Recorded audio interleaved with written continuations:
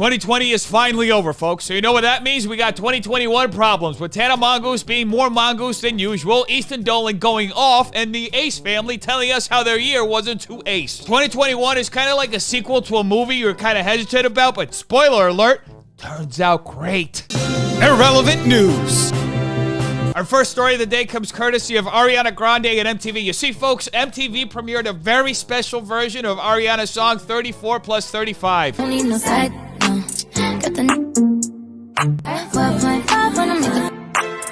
Now, folks, I know what a lot of you are going to be saying, but Dennis, they censored half the song. At the end of the day, it's not MTV's fault. They don't know what music is anymore. I mean, they haven't played a single music video in about 25 years. They've just been too busy trying to figure out what other Jersey Shore spin-off they can come up with. And speaking of spin-offs, Mr. Beast announced that his YouTube Rewind is coming out today. My take on YouTube Rewind drops tomorrow. Oh, hold on, folks. Mr. Beast actually tweeted that yesterday, so yesterday's tomorrow is today. It's not today's tomorrow, which is tomorrow, so don't think of tomorrow, think of yesterday's tomorrow, which is actually today. Get it? If you don't, then you might end up missing this potential dream face reveal. Folks, he moved his hand. Dream moved his hand. He has fingers. You think he also has eyes and a mouth, or is he just two dots in a line? Because when you think about it, it's the internet. You never know somebody's an actual cartoon in real life until you actually meet them. I mean, just look at me. I am literally like this 24/7. That's why my neighbors hate me. But Uncle Gilbert loves me. Oh, and by the way, Dream actually responded to the review of his 116 speed run, which everybody has been saying he cheated on. Me, I don't care about my run being verified. The mods' decision is respectable. Sorry for my behavior originally. At the end of the day, I understand their POV. Mods, respond respectfully. Decide not to make a video to not prolong drama. YouTubers, here's why Dream is a scumbag. Hey, what's even the point of being on the internet if you can't tear someone down? And in other news, Jacksepticeye recently shared that he almost quit YouTube this year. And I took the month off at one point because I was just so mentally burned out. I thought I was going to quit YouTube because I thought, I'm so tired of doing this. I was so mentally drained all year. I didn't know what I wanted out of myself. When I would upload videos, I wasn't getting any fulfillment out of it. Now, on a serious note, folks, Jack actually said this after sharing that he actually thought he had gotten COVID earlier in the year, and it caused him several different kind of health issues. And I don't know about you, but I'm personally happy that Jack decided to stick around. Like, if YouTube just went away in the morning, would many of you be happy with your lives beyond that? And I'm talking specifically to creators, if anyone's watching this. Would you legitimately be able to go about your day and be happy? Okay, now you're overstepping your boundaries, Jack, because without YouTube, Deaf Noodles doesn't exist, and Deaf Noodles doesn't exist without YouTube. I realize I said the same thing twice, but that's how important it is. Just like it was super important for Charlie and Dixie D'Amelio and Chase Hudson and Noah Beck to go to the Bahamas, smack in the middle of one of the worst moments in the pandemic for Los Angeles. And the inevitable consequence of that trip was James Charles and several other influencers having to address rumors that they were on the Bahamas trip. Waking up this morning in Los Angeles. Just thought I'd let y'all know, since some people seem to think I'm elsewhere. LMFAO. Okay, maybe the rumors were wrong that James Charles went to the Bahamas trip, but I am 100% sure that the rumors about the Hype House going are 100% true. Everyone thought that me, Mia, Alex, and Cover were in the Bahamas, but we are not. We are here at our house in LA. But for today's video, I thought it would be funny if I brought the Bahamas to our house. Really? Yeah. Ooh.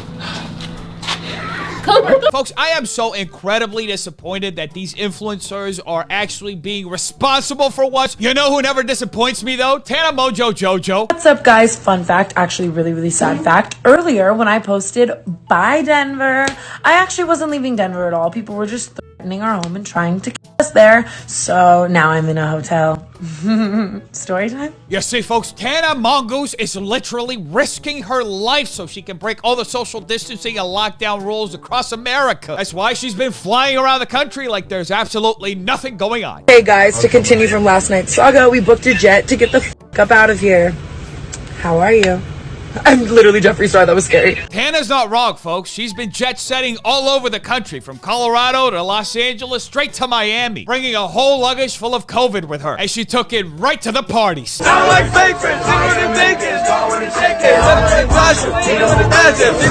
I mean, folks, Tana had to bring her friend and COVID denier Jake Paul a gift. And what gift better to bring a COVID denier than COVID? Oh, by the way, Jake Paul recently tried to shoot a shot with his ex, Alyssa Violet, and it went super well. My little shorty mad. Oh, well, that's sweet of Jake. I wonder how Alyssa responded. I'll throw up. Sounds like they have something very special. Just like Jake Paul has been developing a very special connection with all the fighters he's been insulting. I was gonna try to jump on the truck, but I couldn't get it. Dude, if you would have jumped on the so truck, close. there's a lot of dudes in that truck.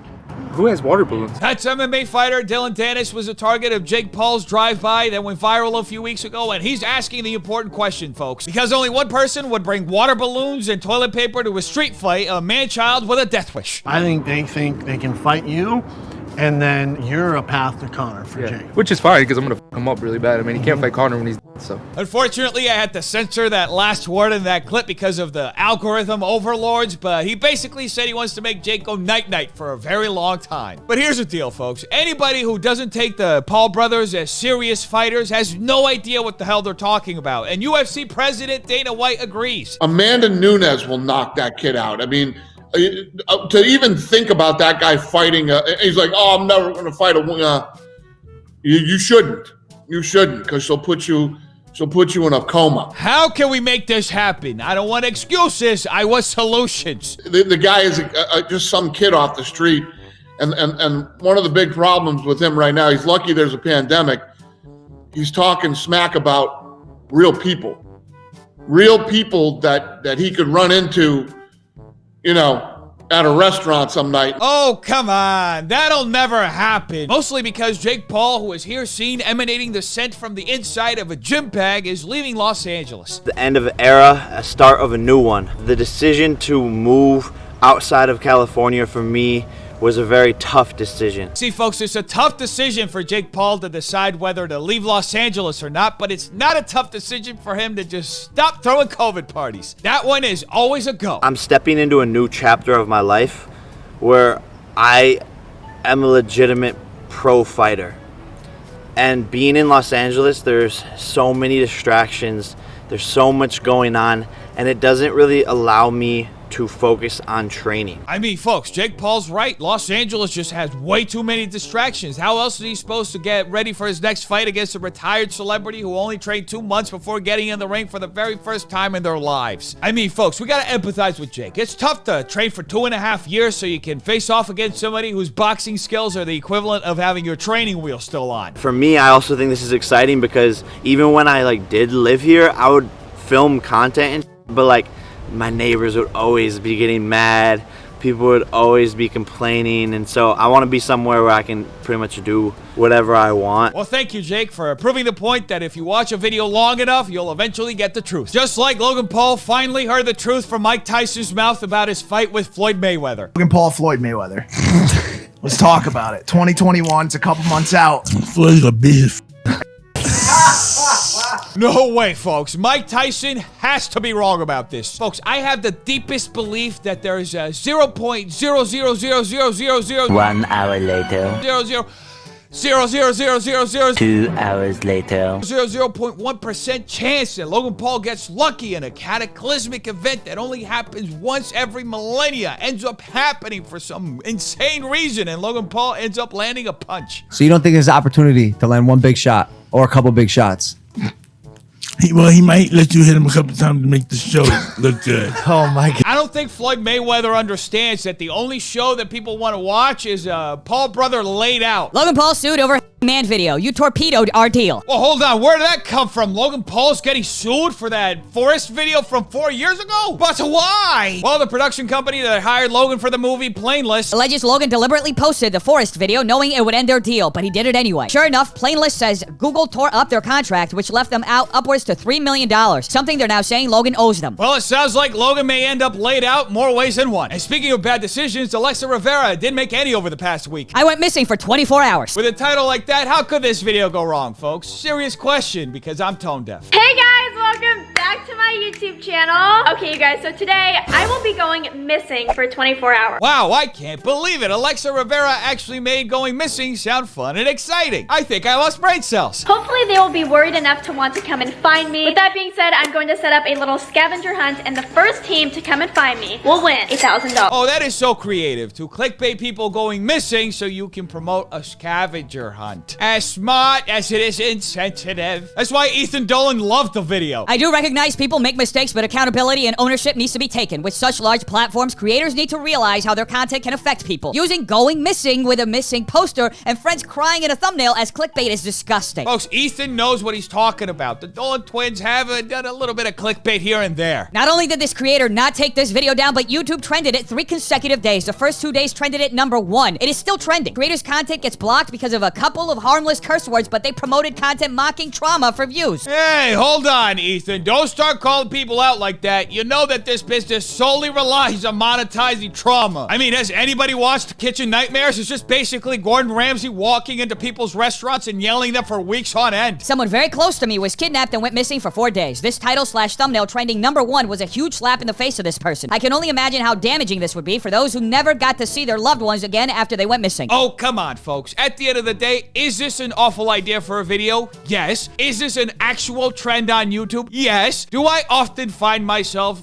doubting whether YouTube creators actually have a brain?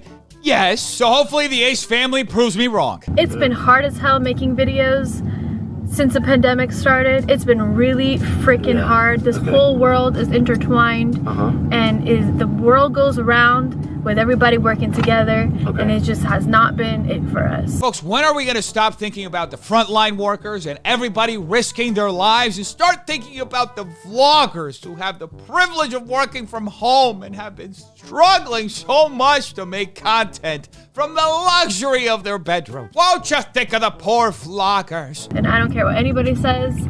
I would have to agree. Making content during a pandemic, It's definitely during a challenge. hard times, when everyone else is having a hard-ass time, it's hard.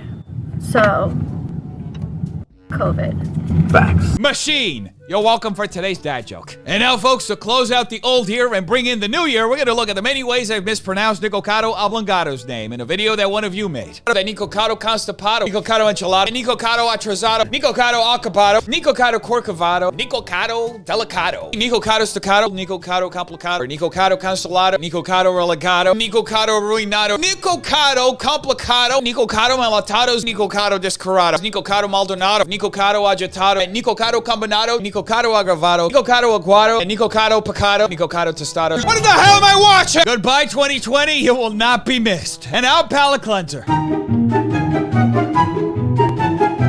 Anyway, defenders, make sure you like and subscribe for more videos like this. If you like, will be another great day in 2021. I hope all of you have had an amazing new year. I hope this is a wonderful year for all of us, and I hope we get out of this pandemic. Tell me in the comments down below what do you think. I want to know. Check out these videos right here. They're good too. Make sure you're washing your hands, not touching your face, and stay away from stupid people. Have an amazing day, defenders. I love all of you. Peace.